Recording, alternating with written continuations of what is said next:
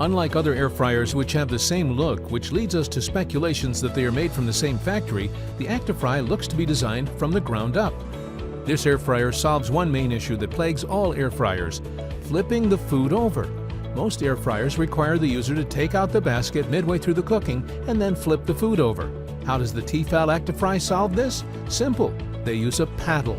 The strikingly rectangular and oval shape unit houses the paddle that sits in the middle of the pan and slowly rotates to turn the food over. We love the super simplistic design. We know that air frying doesn't require too much temperature monitoring, and that's apparent that the Tefal have implemented this knowledge in the design. There is only an on-off button and a timer control that displays a digital countdown which can be set up to 99 minutes. There's no temperature dial with this unit, heating up to 338 degrees Fahrenheit and staying there. The intuitive design almost hits a home run but falls short on the timer implementation. Once the timer expires, there is no auto shutoff, with only a buzzer sounding. It means the unit will continue cooking your food until you manually turn it off. Whilst this job is made easier due to the steam-free viewing window, it's still a relatively annoying thing that you need to be around when cooking is nearing completion.